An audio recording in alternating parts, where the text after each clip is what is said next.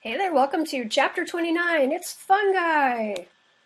By the end of this chapter, you should be able to describe the general morphology and ecological importance of fungi, summarize the types of symbiotic relationships fungi can have with other stuff, compare and contrast life cycles, modes of nutrition among fungi, animals, and plants, and then identify the distinct types of reproductive structures known in fungi.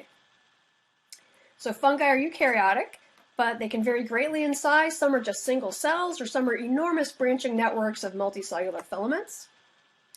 Some of the fungi that absorb nutrients from dead things are the world's most important decomposers. Without them, there'd be dead stuff everywhere. Other fungi specialize in doing things like absorbing nutrients from things that are alive. And so your book likes to create the idea that fungi can be thought of as the master traders and recyclers in terrestrial ecosystems. So stuff dies, right? And fungi are responsible for releasing the nutrients that are locked up in dead animals and plants, and then allowing those nutrients to be available to living plants. So most fungi aren't the ones that you can see all around you. Instead, they are smaller little organisms that live in association with other organisms and benefit their hosts. So that would be known as a mutualist. Mutualistic fungi will do things like colonize the roots of land plants. So we're going to talk about examples in which fungi provide things like water, nitrogen, and phosphorus to the host plant in return for gaining sugars and a place to live. Fungi that live inside plant shoots can help ward off herbivores, so some fungi can make nice toxic compounds that benefit the plant. Lots of insects will harbor fungi in their guts to help digest plant material, so they'll make it so that the insects can digest things they wouldn't ordinarily be able to digest. Some insects, like these leafcutter ants, are kind of like little gardeners. So these leafcutter ants will come around and cut these leaves and then carry them. And they aren't carrying these leaves away to eat the leaves themselves. Instead, they make these small gardens of fungi and feed the fungi the leaves. And then the little ants will eat the little bits of the fungi, but then kind of grow the fungi, just like regular farmers. All right, why do we study fungi? Well, some of them, 300 species of them, cause human illness. There aren't that many human fungal infections compared to, for example, bacterial or viral infections.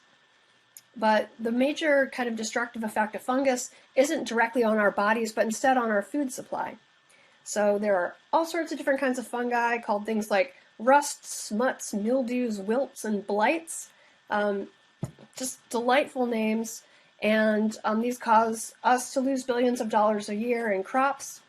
There's kinds of fungi called saprophytic fungi that cause spoilage of fruits and vegetables. So once things have already been picked, some kinds of fungi specialize on those kind of dead plants. Like, so for example, stuff that grows on peaches and strawberries, etc.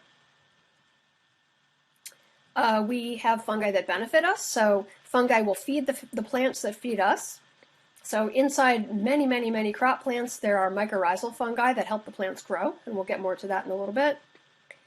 Fungi are the source for lots of antibiotics, including penicillin. We eat mushrooms. We use yeast, which is a fungus, to make bread, cheese, soy sauce, tofu, wine, and beer. So each of those tiny little bubbles in your bread was kind of burped out by an individual yeast. We use fungal species to ferment the cacao seeds to make chocolate edible, so thank fungi for chocolate. We use fungal enzymes in a lot of kind of processed foods to improve fruit juices, candies, and meats. Oh, wait, I didn't even get to the wheat la coche. Have you ever seen wheat la coche?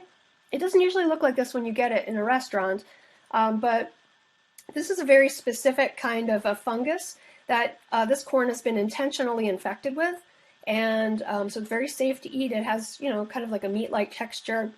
You don't eat it like this, all globby and stuff. Instead, they slice it into little pieces, and you can get huitlacoche tacos and stuff like that. It is actually quite delicious.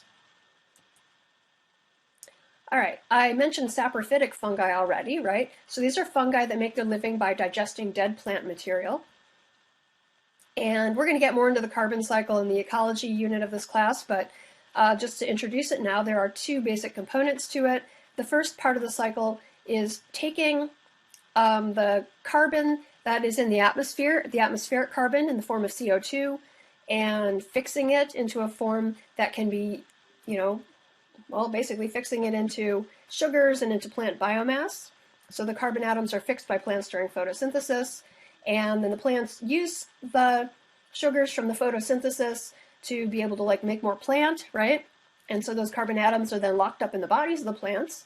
So they just kind of are in the plants and in the plants. Then the plant dies, right? And so then the plant dies, and let's see, so there's the dead plant.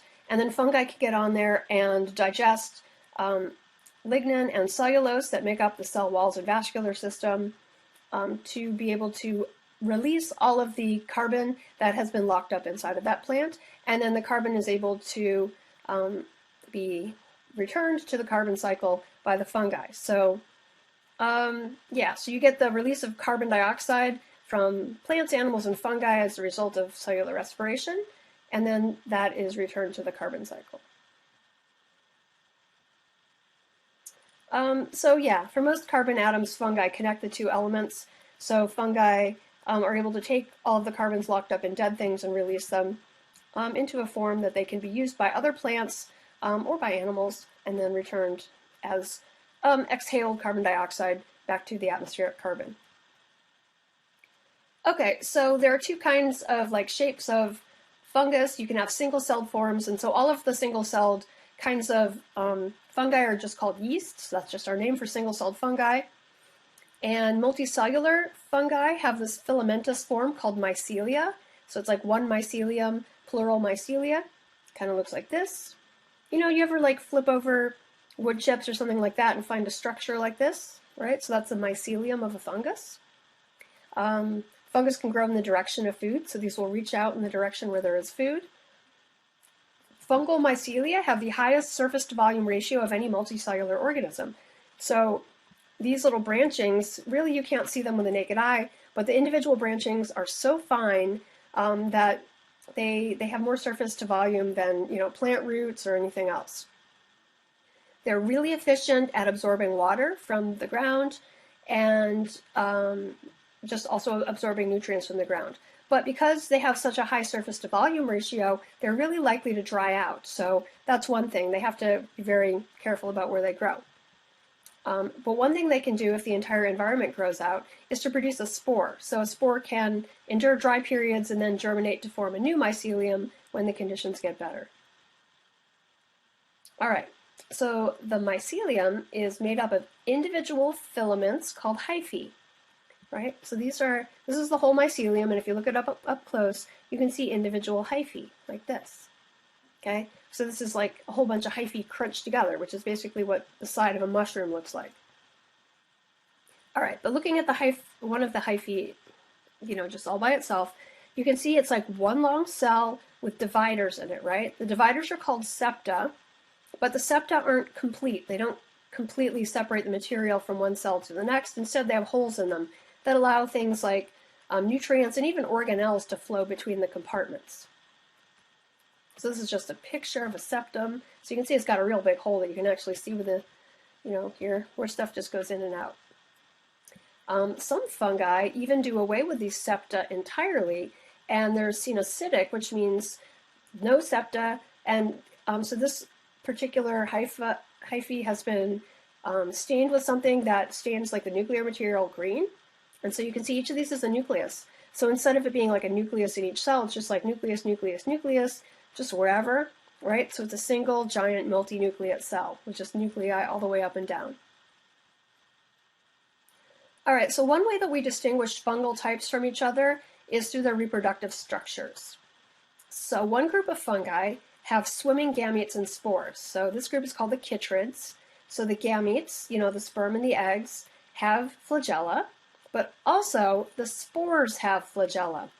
And so this is the only known example of fungal cells that are motile, meaning that have the ability to move.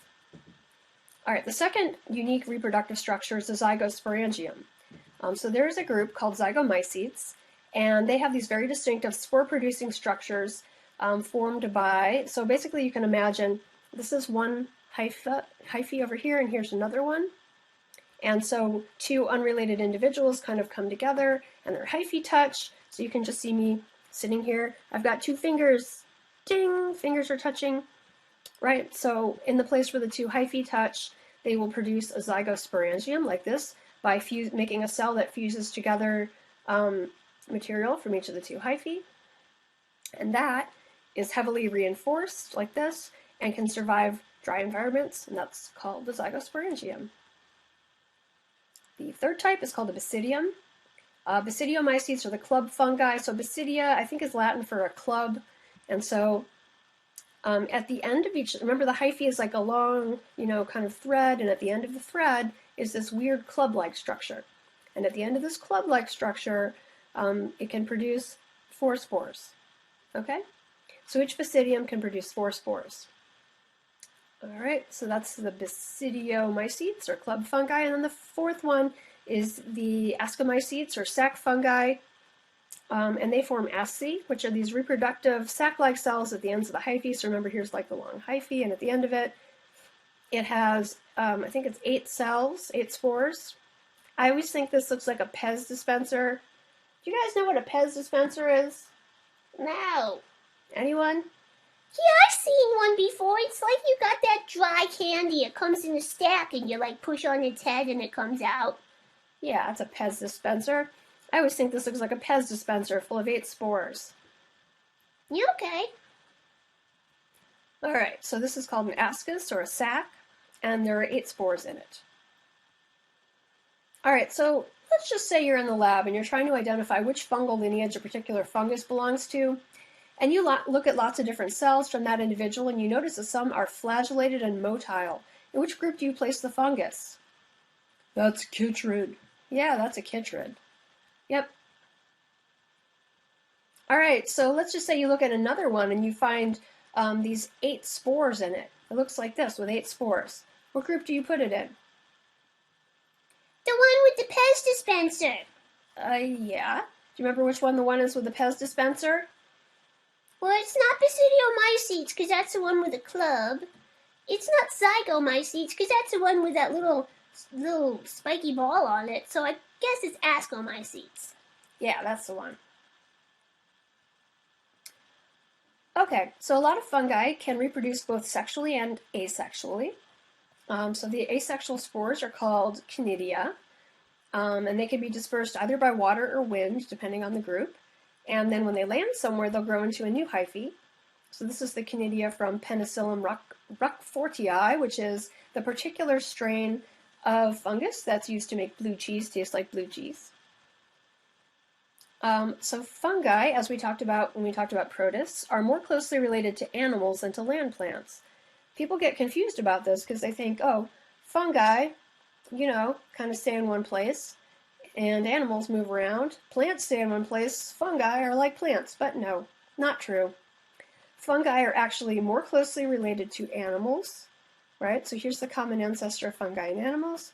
Then either of them are to plants. So the common ancestor, here's the plants, would be over here, okay? And if you are not remembering this, just remember that it can be really hard to treat fungal infections compared to bacterial infections. So we have lots of antibiotics to treat bacterial infections, but once you get a really bad fungal infection, it can be very hard to get it to go away. And this is because we have similar cellular and molecular structures due to our recent shared ancestry with the fungi. So a lot of the kinds of drugs that we would use to get rid of bacteria wouldn't work on the fungi. Similarly, or kind of the converse of that, is that the drugs, if we were to try and find something that killed a fungus, the things that might kill the fungus might also kill us too. Okay, so some of the traits that link animals and fungi that let us know that we are closely related, DNA sequence data is very similar. Another similar thing between animals and fungi is that both groups can make chitin. So do you guys know what chitin is?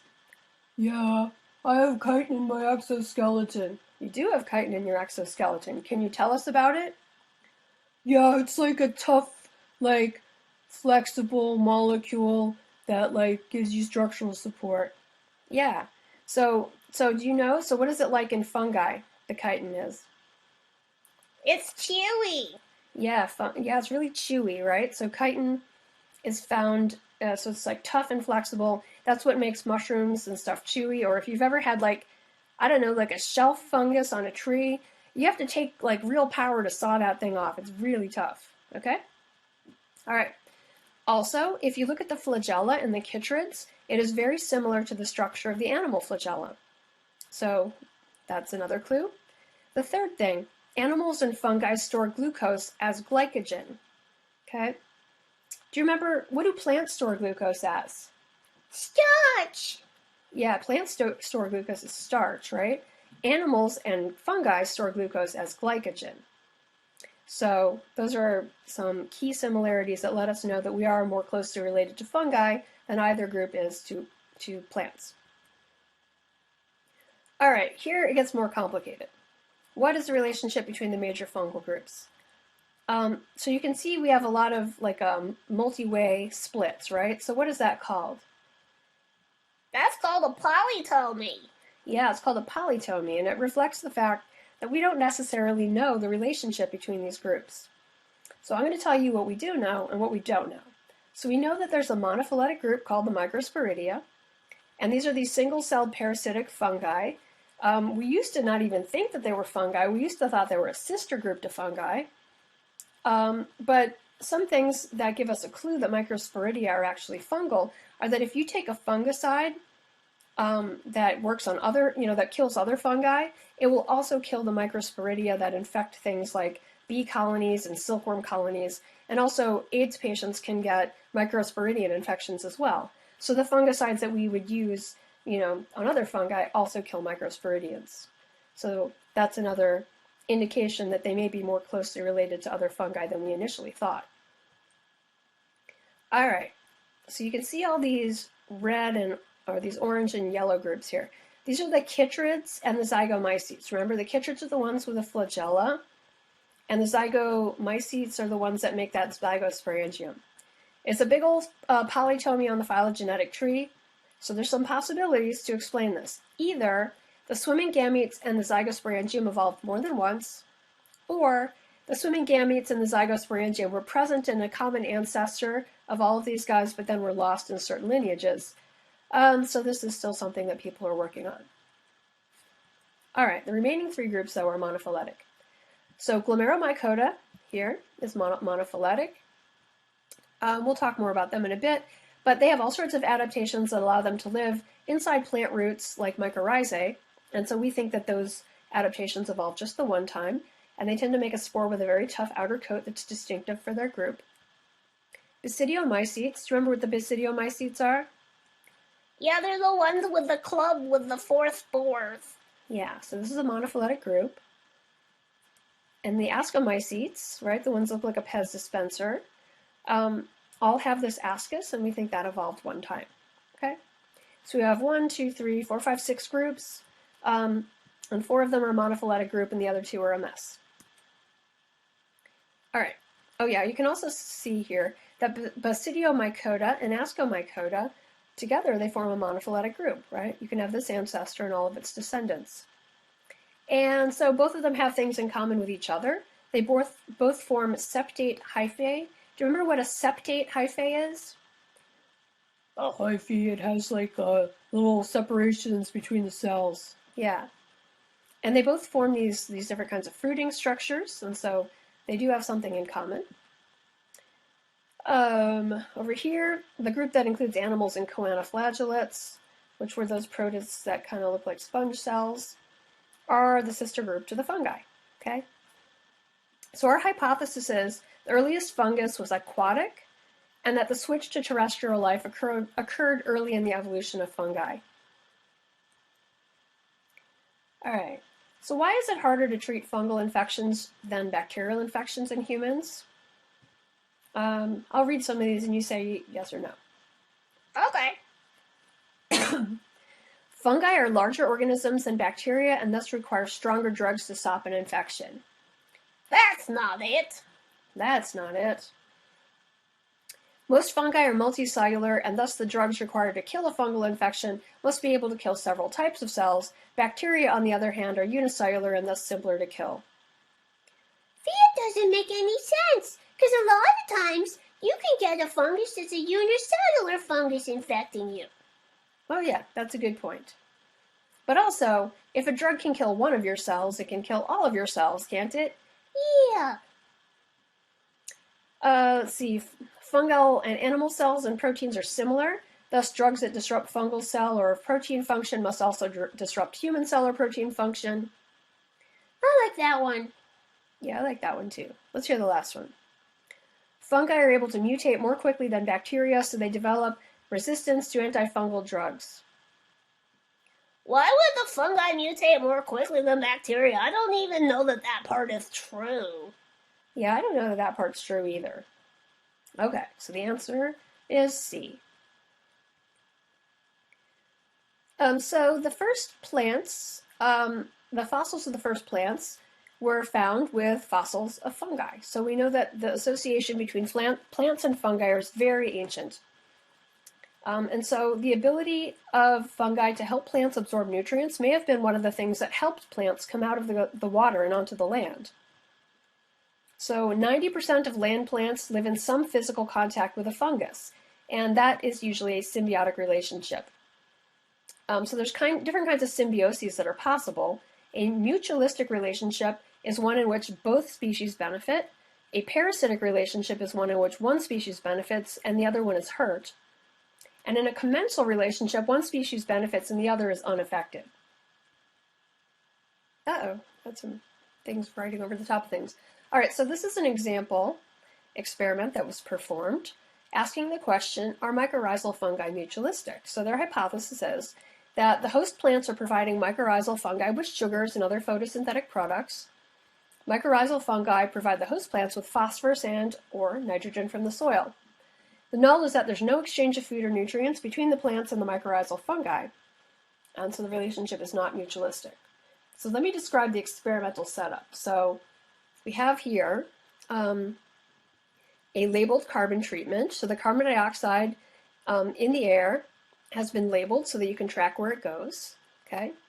And so then in one plant, you have mycorrhizal fungi in the soil, and in the other plant, you have no fungi, okay? Then you have another kind of an experiment in which in the soil, you have labeled the phosphorus and the nitrogen, okay? And in this one, you have a fungi and you have no fungi. Okay, so based on the hypothesis, what would you predict to find in each experiment? Wait, what? Were you paying attention, dog? I mean, sort of? Okay, so in your hypothesis, you're trying to test whether there's a mutualism between the fungus and the plant, right? Yeah? So what kind of mutualism, what do you think the plant is doing for the fungus? Oh, it's like photosynthesizing and giving it sugar? Yeah. And what do you think that the fungus is doing for the plant? It's like giving it nutrients from the soil. Okay. All right, so in this first picture here, okay, they've put labeled carbon dioxide in the air around the plant. So what do you think will happen to this labeled carbon dioxide if there's a fungus around? Nothing? Wait, nothing? So the plant uses the carbon dioxide to make sugar, right? Yeah. All right, so where does the label go on the carbon dioxide? Oh, it goes in the sugar. Okay, it goes in the sugar. So what's the fungus get out of the plant? Sugar? So where does the labeled carbon dioxide end up? In the fungus. Okay, it ends up in the fungus. So you'd expect to find it maybe in the soil near the fungus, right? Oh, yeah. Okay, what about this one here? Where would you expect the labeled carbon dioxide to go? I mean, it would just stay in the plant. Yeah, probably just stay in the plant. All right, over here, right? So you have phosphorus or nitrogen in the soil. So what is the plant supposed to be getting from the fungus? Phosphorus and nitrogen. Okay. So if you label the phosphorus and the nitrogen, and the fungus is there, where is it going to end up? Well, first it's in the fungus and then it's in the plant. Okay. And what about if there's no fungus? I guess it just stays in the soil. Okay. So let's see what we got. So the results in the one in which we had labeled carbon dioxide, about 20% of it was transferred to the fungus. That's what I predicted. Right. What about this one? I predicted it wouldn't be there. And it wasn't there. All right, how about this one? You predicted that the phosphorus or nitrogen would end up in the host plant, right? Oh yeah. And it was. Yay! Over here, you predicted that none of it would end up in the host plant. Yeah, too bad, host plant. Right. So, what do you conclude about your hypothesis? It's yes. Okay, could you be more specific? There is a mutualistic relationship between the fungus and the plant. All right. Yep. All right, so as I mentioned earlier, fungi are big participants in symbioses. There's two major types of plant mycorrhizal interactions. Oh, by the way, we refer to these symbiotic fungi, a large group of them, as mycorrhizae. Okay. This name is a little bit familiar. Do you remember rhizobium from bacteria? Oh yeah, the rhizobium is like those bacteria that make them root nodules. Yeah, the root nodules, right, that help fix nitrogen. Okay, so it's kind of a common root in there that I guess it says something about the mutualism, I think. So there's two kinds of plant mycorrhizal interactions. There's ectomycorrhizal fungi. So if you hear ecto, what's that mean? Outside.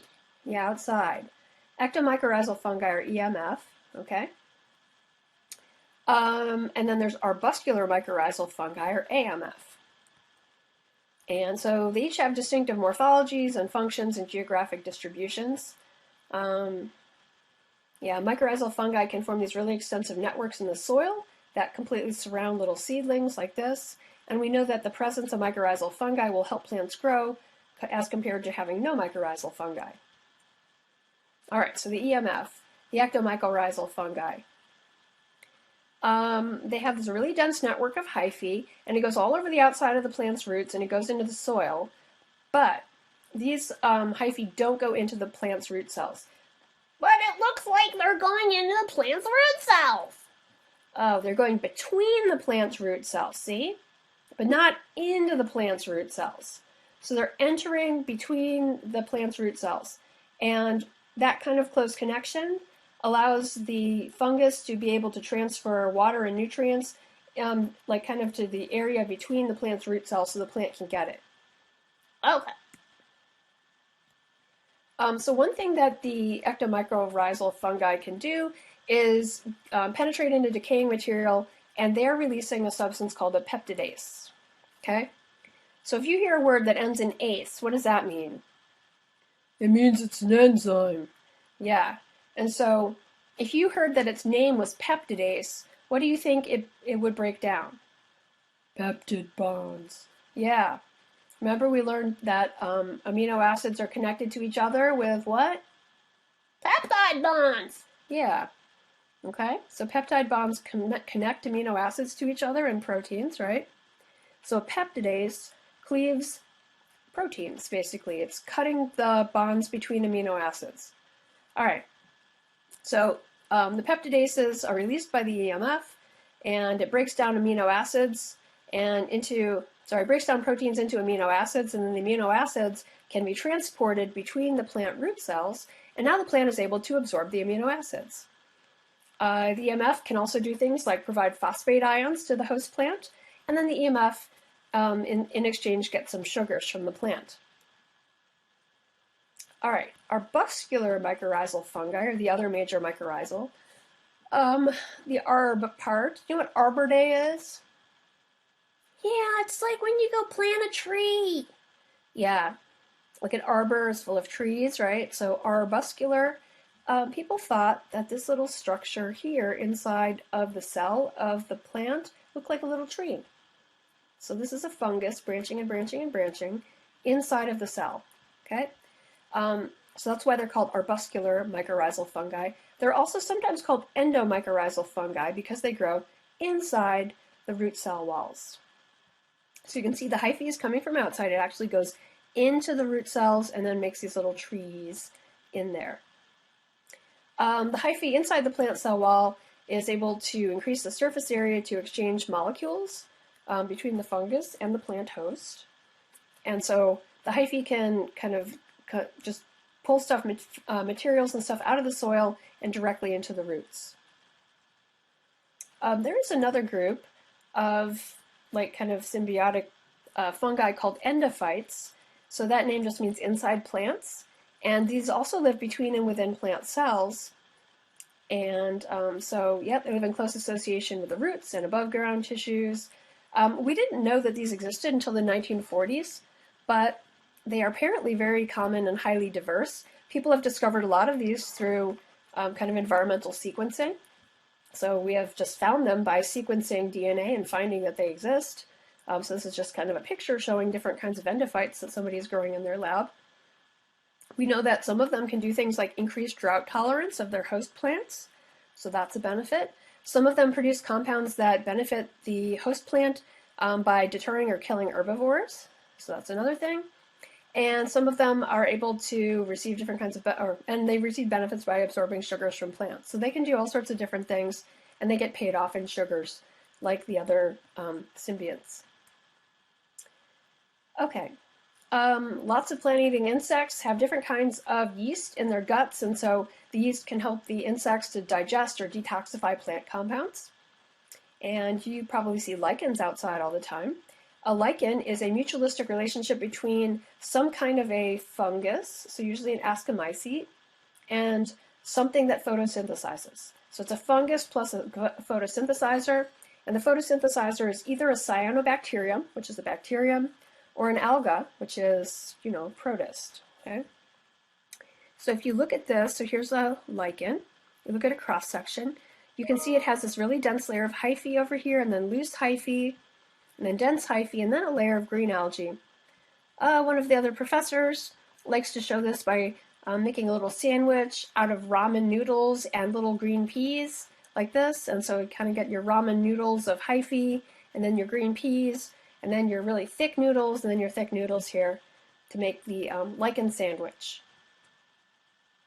You have relationships between insects and fungi that are not symbiotic. So for example, there's fungi that parasitize insects to change their host's behavior. So there's a particular kind of a fungus that causes ants to basically become zombies and walk up onto the top of leaf surfaces so that the fungus can get picked up by the next host in the cycle. All right, question. So although some species of fungi live in association with an array of different land plant species, some fungi-plant associations are very specific. If these associations lead to the fungal species benefiting, as well as the plant species benefiting, then what kind of relationship is there between the plant and the fungus? It's a mutualism. Yeah, it's a mutualism. Okay, so what is it that makes fungi such effective composers? I mean, it doesn't even matter what the food is. It can turn the hardest, most massive tree into the soft soil that you see on the ground. So how do they do it? Well, first of all, the mycelium presents a really large surface area, which makes it very effective at absorbing nutrition. And you also have saprophytic fungi that can grow towards dead tissues that provide them with food. The kind of way that fungi digest things is through extracellular digestion. So the digestion takes place externally and outside of cells. And so enzymes are put on the food and then digested externally. So after the initial enzymatic action, the simple compounds are absorbed by the hyphae. We should compare that to animal digestion. So our digestion also happens on the outsides of our cells, but it happens on the insides of our body, right? So we have a digestive tract where we store the food as it's being digested on the outside of our cells. All right, plants. What's the primary cell wall made of? Cellulose. Very good. What's the secondary cell wall made of? Lignin. Yeah, lignin. The two most abundant organic molecules on Earth can be digested by fungi. So lignin is really, really strong. It's a complex polymer. And remember, that's what's found in the secondary cell walls of the plant vascular tissues, and that's what makes it so that plants can grow up off the ground. And cellulose is a polymer of glucose and glucose and glucose and glucose, and it's found in both the primary and secondary cell walls of all plant cells. And those are things, both cellulose and lignin, that are very hard to break down. So for example, animals, we can't do it, right? We can eat plants, but we basically just poop out all the cellulose and lignin. We really have no way of breaking it down. We just call it roughage. But fungi have the ability to break down lignin, so they have something called lignin peroxidase. What kind of molecule is that? It's an enzyme. It's an enzyme because it ends in ASE. What does it break down? Lignin. Yeah, you can tell, like, enzymes have real dumb names after what they do. So lignin peroxidase can break down lignin, and so fungi can use lignin peroxidase to break down lignin, but it is an uncontrolled reaction, okay? So fungi can't use, remember in cellular respiration, right? That's a controlled reaction. So like, you take, remember how complicated cellular respiration was? Oh yes, it was so complicated. Right. And the reason it's complicated is because you could basically take a molecule of sugar and set it on fire, and that would release all the energy, right? But you wouldn't be able to harness any of that energy. It would be an uncontrolled reaction. The reason why cellular respiration is a long, slow process with many steps is that you are slowly harvesting the energy from each of the steps so that you can use it to make ATP. Okay? All right. Fungi can break down lignin, but they can't do it in a controlled way. They have to use an uncontrolled reaction. So they can't oxidize lignin to make ATP. They can't grow with lignin as their sole food source. But they can get rid of the lignin so that they can get at the cellulose. So saprophytic fungi will use lignin peroxidase to break down lignin and expose cellulose, and then they can use the cellulose to fuel their growth and reproduction. So fungi will then break down cellulose with cellulases. Enzymes, right. They secrete cellulases into the extracellular environment, and then the cellulases will convert cellulose into glucose, and then the fungus will absorb that and use it as food. Okay? So the fungus is able to break down lignin and cellulose, but the fungus can only use the cellulose to live on. All right, so the spore is the main reproductive cell in a fungus. And so the spore is what gets dispersed to allow the fungus to grow in a new place. Spores are produced both sexually and asexually. So if a spore will fall on the ground somewhere and it's a good place and there's food there, then the spore will germinate, meaning to sprout and grow, and it'll sprout into a new mycelium. And then the fungus will grow bigger and bigger and bigger, and the hyphae will grow in the direction in which it senses that there is food. And then when the food runs out, the mycelium will start making spores again, and then the spores will be dispersed by wind or animals or whatever.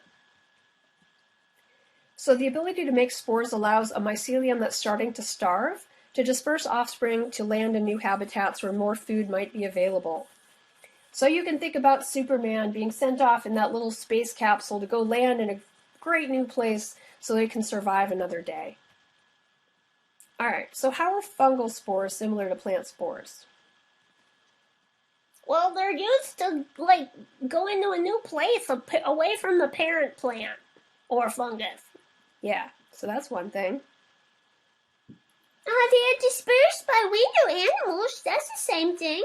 Yeah. All right, what's different between them? Well, the fungal spores are from sexual and asexual reproduction, and plants use gametes for sexual reproduction. Yeah, that's a good point. Okay. So in lots of fungal lineages, rather than having two sexes, you have many, like hundreds of different kinds of mating types. Okay? And so, you have hundreds of choices, and so when the hyphae of two different mating types will get close to each other, they'll sexually reproduce. But if you have the hyphae of the same mating type and it comes into contact with itself, it won't reproduce. So this is a way of introducing genetic variation into the next generation. Yeah, so it's kind of like sexes where the gametes, only opposite kinds of gametes will combine with each other, but it actually has a lot more options. So instead of just having two sexes, you can have tens of thousands of different mating types or sexes. All right, and this is again used to create genetic diversity in offspring. All right, so in all fungal lineages, except for some kinds of chytrids, you start sexual reproduction when hyphae from two different mating types fuse into a hybrid cell. And when the two mating types fuse together, and just like the cytoplasm of the cell fuses, that's called plasmogamy. But the plasmogamy doesn't immediately lead to the nuclei of the two cells fusing. So you could have a cell that has two separate nuclei in it. Okay? So when you have multiple genetically distinct haploid nuclei hanging out in the same cell, that's called heterokaryogamy. So what's hetero mean? Different. Yeah. What's karyo from? Oh, that's like karyotype, with like when you take a picture of the chromosomes. Yeah. So it's like different kinds of chromosomes living together. All right. And then later you have karyogamy, and that is what we call it when the nuclei fuse to become a diploid zygote.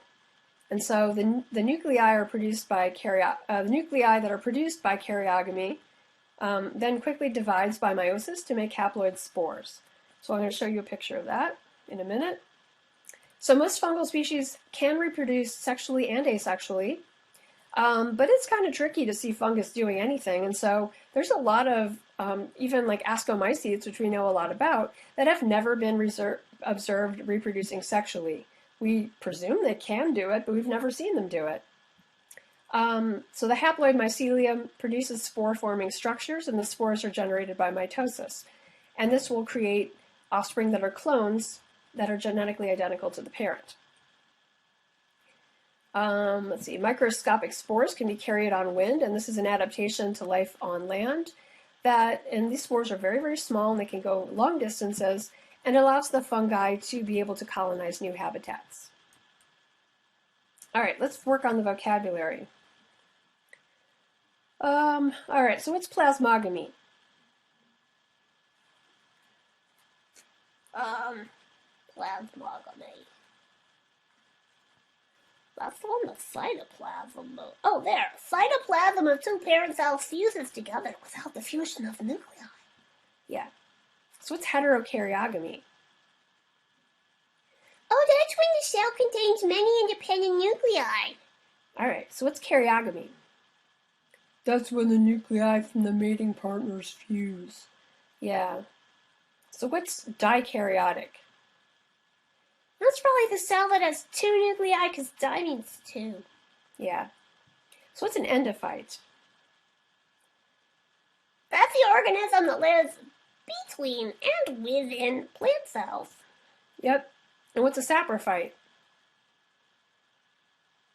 Oh, that's the organism that lives on dead or decaying matter. Right on. All right. All right, so here's a generalized fungal life cycle, if you will. So we're starting out with our mycelium, right?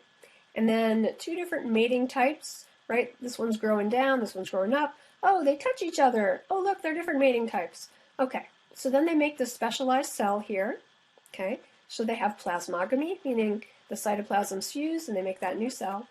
That cell has two nuclei in it. The nuclei aren't fused with each other, so it's a heterokaryotic cell. And we call that N plus N. Instead of calling it, if it was diploid, it would be 2N, right? N plus N means like they're both in there, but they're not together. Okay, so they're still not together. And then one day, poof, karyogamy. The nuclei fuse. Now we have a diploid zygote, right? That zygote will undergo meiosis to produce the spore-producing structure, which makes spores. The spores land somewhere in the ground far, far away and grow up to be a mycelium. So that's a sexual cycle. Another possibility is this mycelium could grow up a spore-producing structure and then by mitosis produce spores, and then the spores go somewhere else and land on the ground and grow up to be a new mycelium. Okay? All right, let's look more specifically at some particular life cycles. So this is the life cycle of a chytrid. So the chytrids are the only fungus that has an alternation of generations. So we kind of give the parts of the cycle names that sound a little bit like the names that you're familiar with plants, different kinds of plant life cycles. So the key life stages, you have the haploid adults form gametangia. So here's the haploid adults, and we just call them gametophytic because they're kind of like gametophytes, but not really, which is why they have the ick at the end. It's like gametophytic, gametophyte-like mycelium. Okay, and so then they form gametangia, and then those make gametes. And so then the gametes are released, and then they will find each other and fuse. So the cell wall will fuse, that's plasmogamy. Then the nuclei will fuse, that's karyogamy. So now you got a zygote, and then that is diploid, and it will grow and grow and grow. It will land somewhere and then grow and grow and grow into something they call a sporophytic mycelium. So they just mean it's kind of like a sporophyte, but it's a mycelium. It's diploid. It will produce spores and sporangia, and then those spores will undergo meiosis to make haploid spores, which will land somewhere on the ground. Actually, not land on the ground, excuse me. They have flagella. They're dispersed by water, swim somewhere, and then form a new mycelium. All right, here's the life cycle of a zygomycete. So these are the ones that make those zygospores. And so what you have is you have two mating types. Maybe start over here. You know how, like, if you ever put a bread out anywhere and leave for a while, when you come back, it'll have bread mold on it, right? Those spores are everywhere. They're just waiting for an opportunity to grow. So you get your spores, they land on your bread. You have different kinds of mating types growing there. So you can see the hyphae of the two mating types come together. Ding! They're touching. So here's the hyphae of the two mating types. When they touch each other, they're like, hey, you're a different mating type. Let's mate. And so they produce this specialized cell. So you have plasmogamy, where the cell membranes fuse. And inside there, the nuclei are not fused, right? So it's heterokaryotic. And then it makes this like tough coating on the outside called a zygosporangium. And so you have the two kinds of nuclei just hanging out in there, not fusing. And then one day, that one magical day, those nuclei fuse, so karyogamy happens. And now those little nuclei are diploid. Then it undergoes meiosis, and when it does that, it sends a stalk up on the top and makes a sexual sporangium that releases all these haploid spores, and then the cycle starts again. Those are wind-dispersed spores, by the way. All right, for the basidiomycetes, you ever notice how, like, you don't have mushrooms in your yard, and then one day you get a bit of a rainy spell, and then suddenly you got mushrooms everywhere? Are you ever like, where did those mushrooms come from? Well, I have to tell you, the mushrooms were kind of there. The mushrooms weren't there all along, but the hyphae and the mycelium underground were there the whole time, just waiting for an opportunity to reproduce. So what you got underground here is you have your mycelium, and maybe I need to go back some steps here. Okay, so you have your mycelium and the two mating types fuse, kind of go together, and they form by plasmogamy. Oh, here's the two mating types. They form by plasmogamy these cells that have two different nuclei that aren't fused with each other, and they just kind of grow like this. They grow and divide, and you have like a big mycelium with two different kinds of nuclei, and they just grow and grow and grow. The weather, gets to be good, and then suddenly they throw up a reproductive structure, which is a mushroom. And if you look up the inside of the mushroom, the ends of each of the little, if you ever flip a mushroom over, it has these little ribs in it. And these ribs, the mycelia, the hyphae of the mycelia end kind of facing downward on the underside of the mushroom cap, okay? All right, so if you look over here, this is like the little ribs on the inside. So you can see this is the end of a hyphae, and there's a club-like structure that undergoes karyogamy. So the nuclei fuse, then quickly undergo meiosis to make these spores, and then the spores are dispersed by the wind and land somewhere else, and they're haploid, and those scrunch around in the soil until they come and meet with another one, and then they, kind of form cells that have two kinds of nuclei again by plasmogamy. So the cycle continues. All right, Ascomycetes is kind of similar to Basidiomycetes, but the structure is a little bit different. So you have your two haploid kinds of mycelium kind of going around in the soil, and then they come to meet each other, and they fuse, and they form, they fuse by plasmogamy, and they form a cell that has the nuclei of both types in it at the same time. And then the weather changes, and it's like, now is an excellent time to reproduce. So they'll grow a cup fungus, and inside the cup fungus, you have these asci that have, inside the cup fungus, well, let's explain what's happening here. You have these little structures where quickly you have the two nuclei fuse with each other. So now it's diploid, and then they form multiple nuclei. How many nuclei? 8 nuclei, because they will form 8 spores, and then those 8 spores will be pushed out of the top and dispersed, and they'll land on the ground, and they'll each form one of these new hyphae. All right, so the key lineages of fungi we've already kind of covered. You got your microsporidia, which are parasites, your chytrids, which we didn't talk about too much. The main thing that we know about chytrids is that they're responsible for red leg, which is a disease that affects frogs and other amphibians, and so they may be actually responsible for causing a decline of lots of amphibians right now. Zygomycetes include the food molds, so they all have that like kind of tough black structure. Glomeromycota, which we don't have much to look at on them, but we know that they're involved in the ecology of prairie and tropical forests, and they form all sorts of mutualisms in terms of arbuscular mycorrhizal fungi. Basidiomycota, so those are like your mushrooms, stinkhorns, puffballs, brackets, and then also some of those form ectomycorrhizal associations. Some of them are also bad though, like smuts and rusts. And then you have your Ascomycota or sac fungi, and that includes the morels, the truffles, the yeasts, cup fungi, and also the lichens. And a lot of these are also ectomycorrhizal.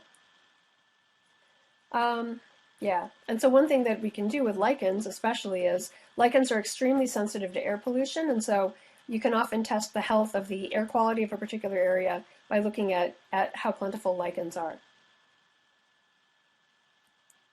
So in this chapter, I hope you learned about why we care about fungi, what are the major themes in the diversification of fungi, the key lineages, and things that fungi do in the environment, like act as mutualists, decomposers, and the variation in reproductive structures and life cycles in the fungi.